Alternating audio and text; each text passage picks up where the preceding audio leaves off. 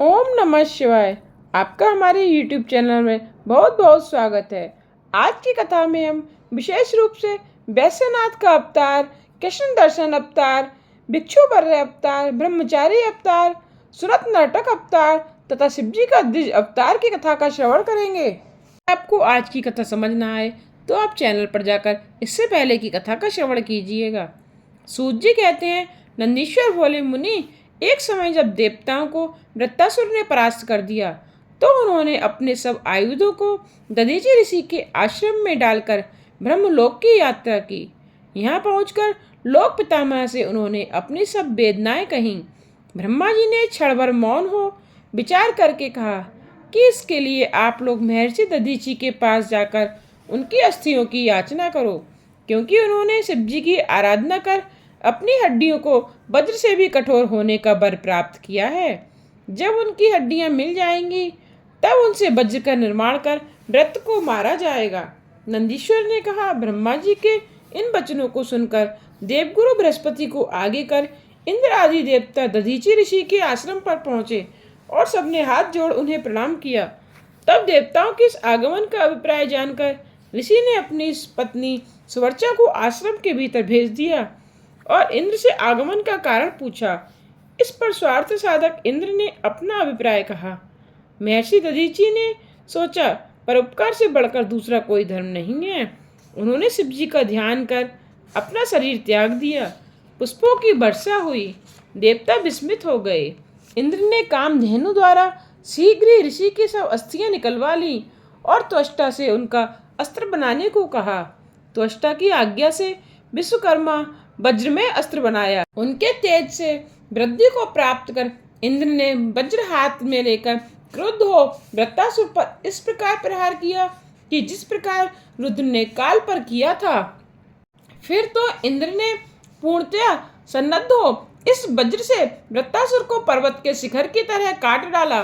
देवताओं ने बड़ा उत्सव किया। तात, प्रसंगवश यह चरित्र तो मैंने तुम्हें सुना दिया है, अब शंकर के पिप्लाद अवतार को सुनो। जब दधीचि पत्नी सुवर्चा अपने पति की आज्ञा से आश्रम के भीतर चली गईं, तो वहां उन्होंने संपूर्ण गृह कर्म किए और जब लौटी तो अपने पति को तथा सब देवताओं को वहां न देख उन्हें बड़ा आश्चर्य हुआ। साथ ही उन्हें भी और भी बहुत से अशगुन दिखाई पड़े। ऋषि पत्नी सुवर्चा देवताओं के हृदय को जानकर परम क्रुद्ध हो शाप देने लगी। उन्होंने सब देवताओं को पशु होने का शाप दे दिया। इसके पश्चात चिता लगा उसमें जलने लगी। तब शिवजी से प्रेरित आकाशवाणी ने आश्वासन देते हुए सुवर्चा से कहा कि प्राज्ञ, तुम ऐसा ना करो। मुनीश्वर का तेज तुम्हारे हृदय में विराजमान है, उसको यत्न पूर्वक उत्पन्न करो, क्योंकि सगारबस स्त्री अपने शरीर को न जलावे, यह वेद की आज्ञा है। यह सुन सुवर्चा को बड़ा आश्चर्य हुआ। उन्होंने एक पत्थर उठा अपना गर्भ विदीर्ण कर दिया। उनमें से एक महादिव्य शरीर वाला परम कांतिमान मुनिवर का तेज रूप बालक निकला। वह साक्षात शिवजी थे। मुनि पत्नी ने उस बालक के अद्भुत तेज को देखकर उसे रुद्र का अवतार समझा। उनके प्रसन्नता की सीमा न रही। उन्होंने शीघ्र ही प्रणाम कर उस बालक के स्वरूप को अपने हृदय में स्थापित कर लिया।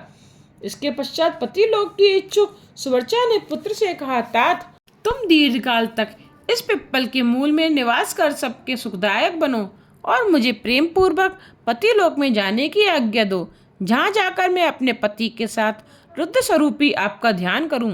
सुवर्चा पुत्र से ऐसा कह परम समाधि लगा पति लोक को चली गईं।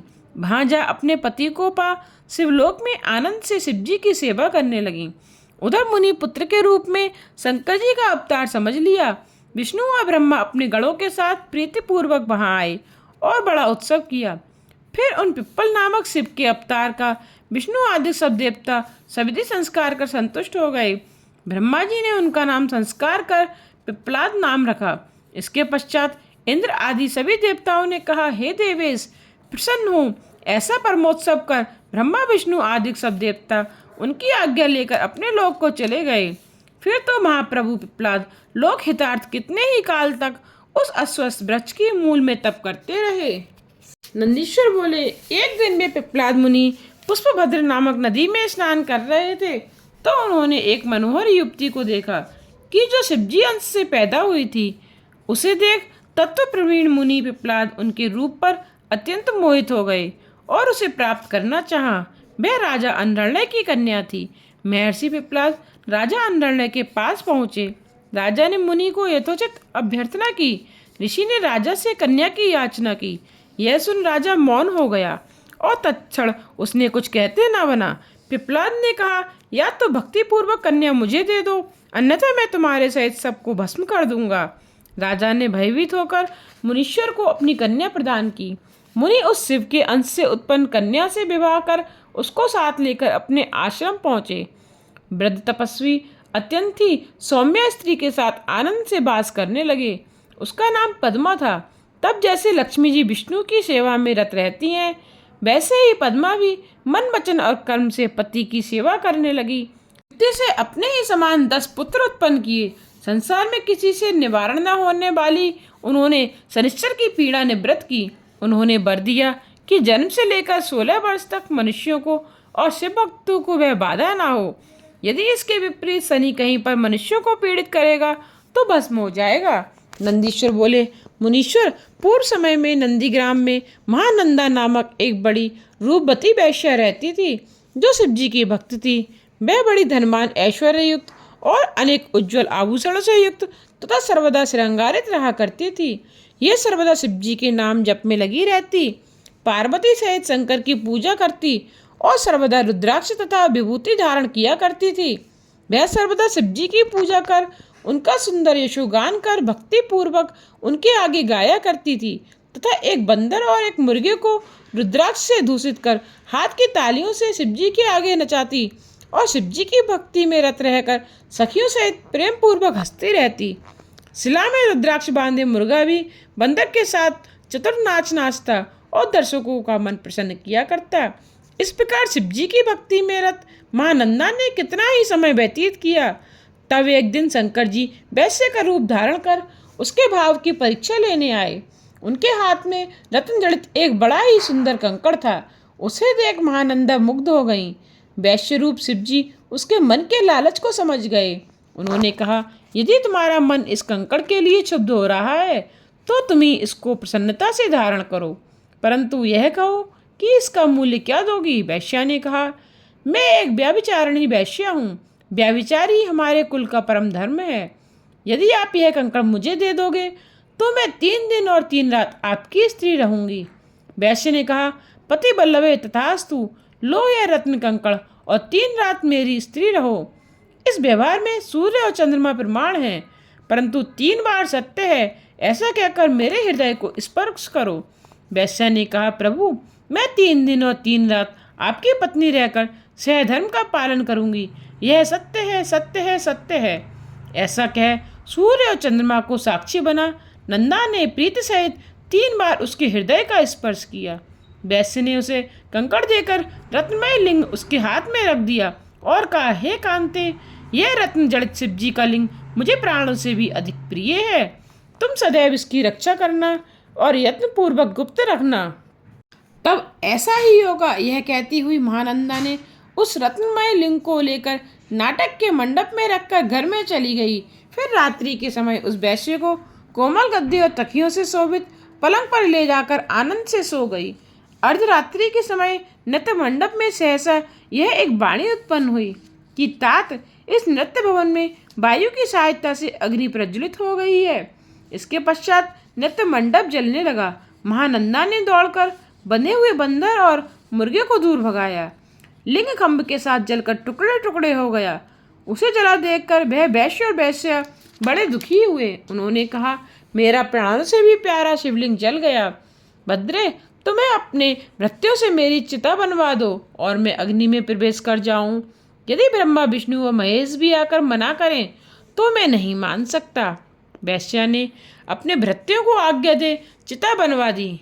परम कौतुकी अग्नि की परिक्रमा कर सब मनुष्यों के देखते हुए अग्नि में प्रवेश कर गए। वैश्य विस्मित हो गई। उसे बड़ा खेद हुआ। उसने कहा, मैं तो 3 दिन उस वैश्य के पास रहने वाली थी, परंतु मेरी थोड़ी सी असावधानी से यह शिवव्रती वैश्य मर गया।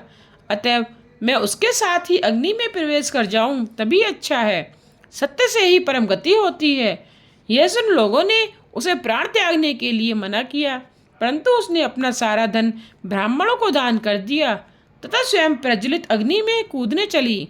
तब उसी समय अपने चरणों में उसका मन लगा हुआ देख विश्वात्मा शिव ने प्रकट होकर उसको मना किया। उस समय त्रिलोचन शिव जी चंद्रकला भूषणधारी, करोड़ों सूर्य और चंद्रमा के समान युक्त नंदी के समक्ष अपने दिव्य रूप से प्रकट हुए थे। कांतिमान शंकर को देख नंदा स्तब्ध खड़ी रह गई। अत्यंत भयभीत, विहल्मना, कंपित तथा मूर्ख सी हुई नंदा के नेत्रों से अविरल अश्रु प्रभाव होने लगा। तब उसे धैर्य दे उस पर हाथ रख शिवजी ने कहा, मैं तेरी सत्यता, धर्म, धैर्य और निश्चल भक्ति से प्रसन्न हूँ। तेरी परीक्षा लेने के लिए ही वैश्य रूप धारण कर तेरे पास आया था। मैं तुझ पर प्रसन्न हूँ, वर मांग। वैश्य ने शंकर से कहा, मुझे ना तो भोगों की इच्छा है और ना स्वर्ग की। मैं तो केवल आपके चरण कमलों का स्पर्श चाहती हूँ।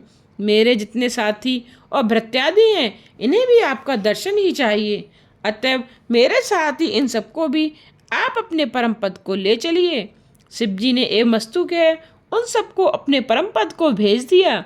नंदीश्वर बोले, हे तात, पहले जिस भद्रायु नामक राजा का वर्णन किया और जिस पर ऋषभ रूप से भगवान शंकर ने कृपा की थी, उसी के धर्म की परीक्षा लेने के लिए शंकर जी ने दृढ़ेश्वर अवतार धारण किया था, वही कथा मैं कहता हूँ। ऋषभ के प्रभाव से प्रभु ने शत्रुओं को युद्ध में जीता और सिंहासन को प्राप्त कर भद्रायु को उत्पन्न किया।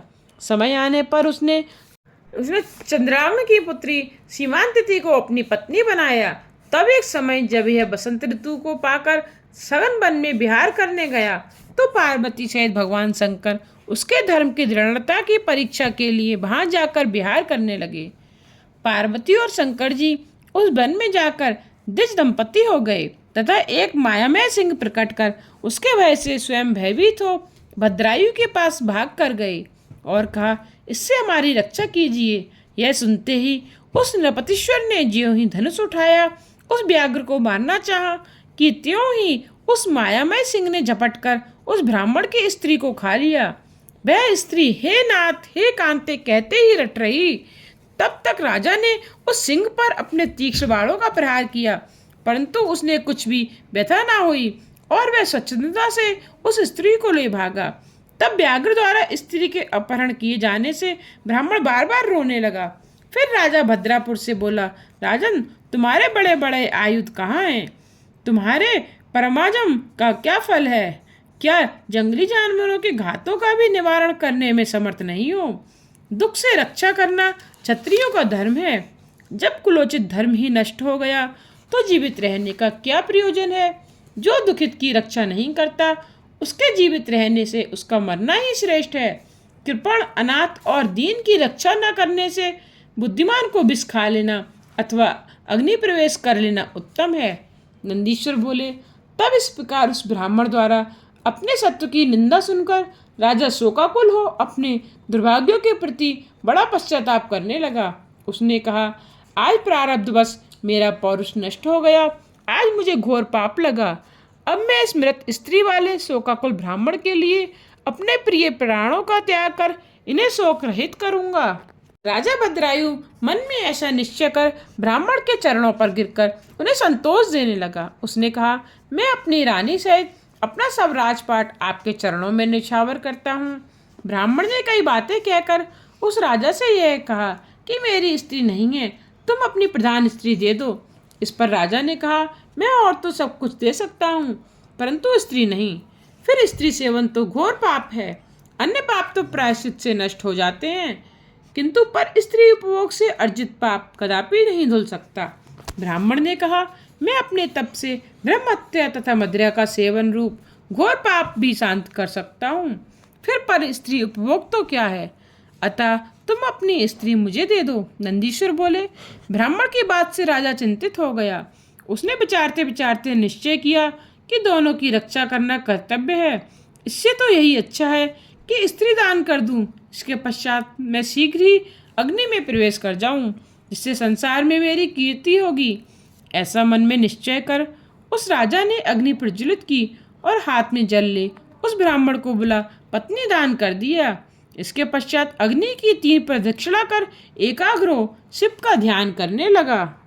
अब अपने चरणों का ध्यान लगाए अग्नि में प्रवेश करने वाले राजा की ऐसी शिव देख द्विजेश्वर रूपधारी शिवजी से रहा ना गया और भी अपने 5 मुख 3 नेत्र पिनाक और चंद्रकला धारण किए मध्याह्न काल के करोड़ों सूर्य के समान तेजस्वी स्वरूप में राजा के समक्ष हो गए। आकाश से फूलों की वर्षा होने लगी, देवताओं के बाजे बजने लगे। ब्रह्मा विष्णु आदि देवता इंद्र नारदादिक मुनीश्वर वहां आकर स्तुति करने लगे। उसकी स्तुति सुन पार्वती सहित शंकर जी ने प्रसन्न होकर कहा, मैं तुम्हारी भक्ति से प्रसन्न हूँ। तुम अपनी स्त्री सहित मुझसे वर मांगो, मैं तुम्हें इच्छित वर दूंगा। मैं परीक्षा के लिए ही यहाँ आया था और जिसे वह व्याघ्र उठा ले गया साक्षात पार्वती देवी थी तथा वह माया का व्याघ्र था जो तुम्हारे बाणों से घायल नहीं हुआ। तुम्हारे धैर्य की परीक्षा के लिए ही मैंने तुम्हारी पत्नी मांगी थी। यह सुन भद्रायु ने फिर शिव जी को प्रणाम किया और बोला, मैं सकुटुंब आपकी चरणों की भक्ति चाहता हूँ। मेरे पिता वज्रबाहु भी सपत्नीक आपके भक्त हों। पद्माकर नामक वैश्य और उनके पुत्र ये सभी आपके निकटवासी हों।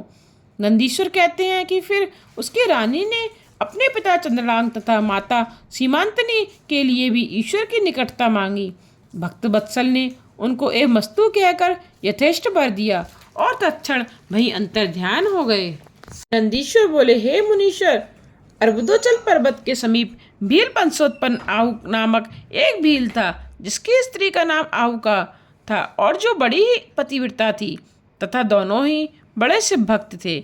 एक समय शिव भक्ति में रत वह भील अपनी स्त्री के आहार के लिए बहुत दूर निकल गया। उस समय यति के रूप में भगवान शंकर सायकाल में उसके घर पहुँचे। तब तक भील भी अपने घर लौट आया था और उसने यतीश की सविधि पूजन किया। यतिनाथ ने कहा, आज की रात्रि भर मुझे रहने का स्थान दो, प्रातःकाल ही मैं चला जाऊंगा, तेरा कल्याण हो। भोले ने कहा, मेरे पास बहुत थोड़ा स्थान है, इसमें आप कैसे रहेंगे। इस पर वह सन्यासी जाने लगा। तब भीलनी ने मन में विचार कर अपने स्वामी से कहा कि ये अतिथि हैं, इन्हें विमुख ना करो, आप सन्यासी सहित घर में रहिएगा और मैं बाणों सहित घर के बाहर रह जाऊंगी। तब अपनी स्त्री की इस धर्ममय वाणी को सुनकर भील ने मन में विचार किया और कहा, नहीं, मैं ही घर के बाहर रहूंगा और अतिथि सहित तू ही घर के भीतर रह रात्रि व्यतीत करना। निदान वह भील अपने अस्त्रों सहित घर के बाहर स्थित हुआ और सन्यासी अतिथि तथा भील की स्त्री घर के भीतर रहे। इधर रात्रि में घर के बाहर स्थित भील को हिंसक तथा क्रूर पशुओं ने प्रेरणा दी और भक्षण कर लिया। प्रातःकाल सन्यासी ने घर के बाहर आकर देखा वनचारी भील को सिंह आदि भक्षण कर गए हैं। इससे उसे बहुत दुख हुआ। भीलनी भी दुखित हुई, परंतु स्वयं दुख से कातर रहते हुए भी उसने सन्यासी को समझाया कि आप दुख ना करें, अतिथि सेवा में प्राण भी विसर्जन करना धर्म है। मेरा क्या है, मैं तो अग्नि में प्रवेश कर उसके साथ सती हो जाऊंगी। निदान चिता बनाकर वह उसमें जा बैठी। उसी समय शंकर जी ने प्रकट होकर उसे धन्य धन्य कहा और वर देकर दूसरे जन्म में अपने ही रूप वाला सन्यासी और स्वयं हंस रूप का संयोग दिया। फिर तो शंकर जी के वरदान से वह भील निषद नगर के राजा वीरसेन के यहाँ नल नाम से पैदा हुए और उसकी स्त्री विदर्भ नगर में राजा भीम की पुत्री दमयंती हुई। पश्चात मुक्ति को प्राप्त हुई।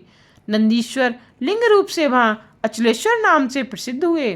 शिवजी ने वहाँ हंस का रूप धारण कर नल दमयंती का विवाह कराया। नंदीश्वर जी बोले, संत कुमार इक्ष्वाकु वंश में श्राद्ध देव की 9वीं पीढ़ी में राजा नवक का जन्म हुआ था, जिसके पुत्र नाभाग और उसके विष्णु भक्त अम्बरीश हुए थे। अब उन्हीं अम्बरीश के पिता में नवक का चरित्र सुनो, जिसे स्वयं शंकर जी ने ज्ञान दिया था। जब नवक बहुत दिनों के लिए गुरुकुल में विद्या पढ़ने चले गए तो उनके इक्ष्वाकु आदि भाइयों ने राज्य का विभाजन करवा अपना भाग तो ले ही लिया, किंतु उन्होंने नवक का भी भाग अड़प लिया। जब ब्रह्मचारी नवक सब वेद वेदांग पढ़कर गुरुकुल से लौटे तो अपना भाग मांगने लगे। भाइयों ने कहा, विवाह करते समय तो हमें तुम्हारा ध्यान ही नहीं रहा और अब जो कुछ है पिता के पास ही है, उसी में तुम अपना भाग लो। नवक पिता के पास गए और सब समाचार कहा। पिता श्राद्ध देव को बड़ा आश्चर्य हुआ। उन्होंने नवक को धैर्य देकर कहा, तुम्हारे भाइयों ने तुम्हारे साथ छल किया है, उनका कहना असत्य है, तुम उसकी बात पर विश्वास ना करो। परंतु अब मैं तुम्हें एक उपाय बतलाता हूँ, जिसके करने से तुम्हारा दुख दूर हो जाएगा। आज बुद्धिमान अंगिरस ब्राह्मण यज्ञ करते हैं, जिसमें प्रत्येक छठे दिन उन्हें मोह प्राप्त हो जाता है और इस प्रकार उनका यज्ञ पूर्ण नहीं हो पाता। तुम विद्वान हो, वहां जाकर तुम उन्हें उपदेश दो। वैश्यदेव सूत्रों को पढ़ उनका यज्ञ के पूर्ण होने पर वे ब्राह्मण स्वर्ग चले जाएंगे और वे संतुष्ट होकर तुम्हें अपना बचा हुआ सब धन दे देंगे, जिससे तुम सर्वदा के लिए धन से संतुष्ट हो जाओगे। पिता का यह वचन सुनकर नवक प्रेम पूर्वक वहां गया, जहाँ पर उत्तम यज्ञ हो रहा था। उसमें पहुंचकर बुद्धिमान मनुपुत्र ने दो वैश्यदेव सूक्त स्पष्ट उच्चारण किया। यज्ञ कर्म समाप्त होने पर वे आंगिरस ब्राह्मण अपने यज्ञ का अवशिष्ट धन नवक को देकर स्वर्ग को प्राप्त हुए। परंतु उसी समय शिवजी कृष्ण दर्शन रूप में प्रकट होकर बोले, हे नवग, यज्ञ का अवशिष्ट धन तो मेरा है, इसे तू कैसे ग्रहण करता है? नवग ने उत्तर दिया, इस धन को ऋषियों ने मुझे दिया है, यह मेरा धन है। आप कौन हैं जो मुझे रोकते हैं?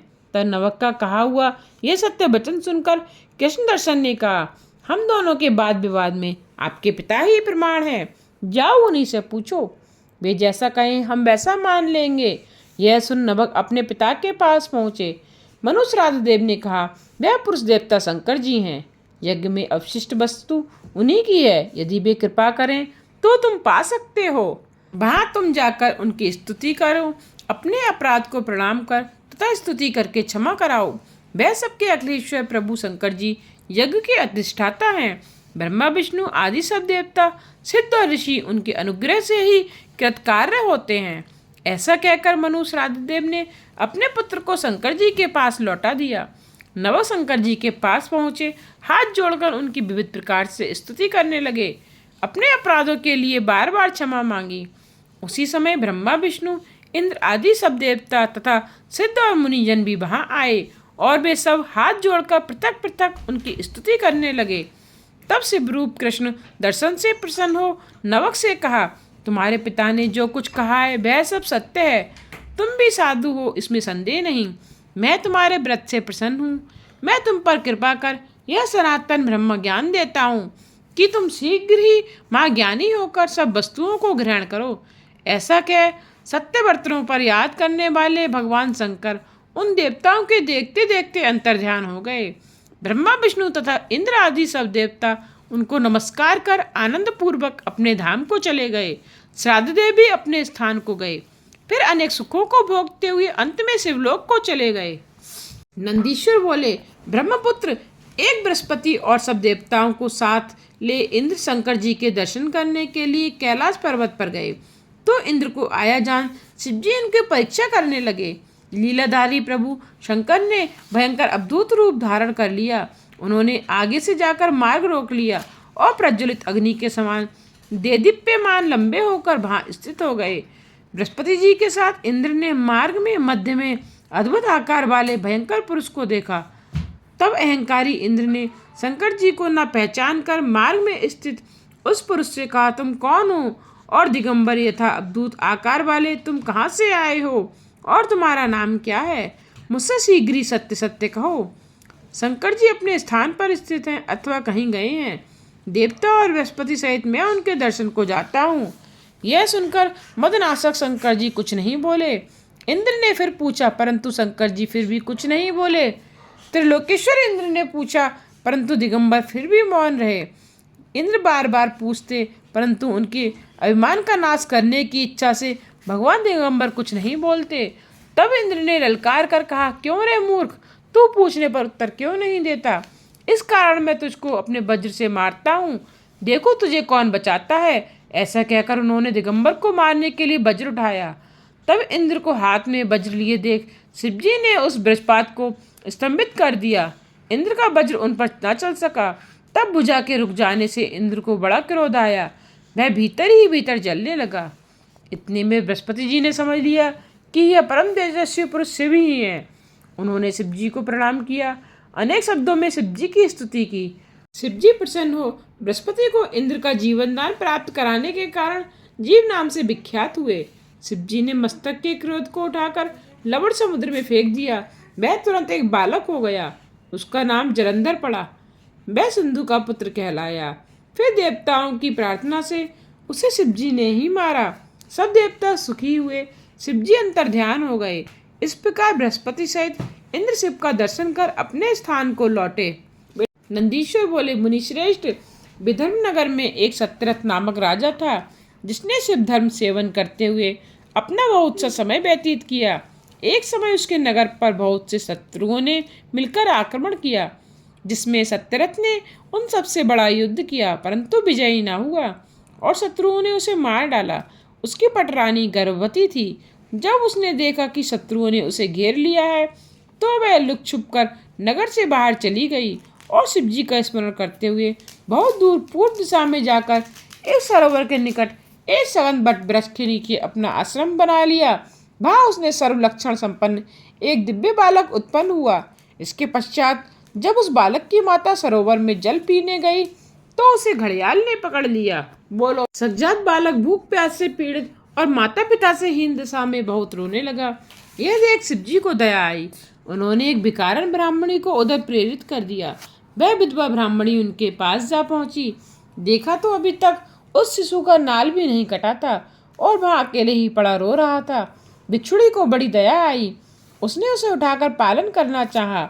नंदीश्वर कहते हैं कि इस प्रकार चिंता करती हुई उस ब्राह्मणी पर शिवजी ने बड़ी दया की और महान लीलाधारी शिवजी स्वयं भिक्षुक का रूप धारण कर सहसा वहां जा पहुंचे और उस ब्राह्मणी से बोले कि भामिनी, अपने चित्त में संदेह और खेद न करो और इस पवित्र बालक को अपने पुत्र के ही समान जानकर इसका पालन करो। ब्राह्मणी ने प्रसन्न होकर कहा, धन्य है आप जो इस समय आकर मुझसे ऐसा कह रहे हैं। मैं तो इसका पालन करना ही चाहती थी, परंतु शंका बस आगा पीछा कर रही थी। मैं आपसे यह जानना चाहती हूँ कि यह बालक किसका है और आप कौन हैं, कहाँ से आए हैं। भिक्षुवर, क्या आप दया सागर शिवजी हैं और यह आपका प्रथम भक्त है जो अपने किसी कर्म दोष बस इस दशा को प्राप्त हुआ है, परंतु अब आपके अनुग्रह से इसका कल्याण ही होगा।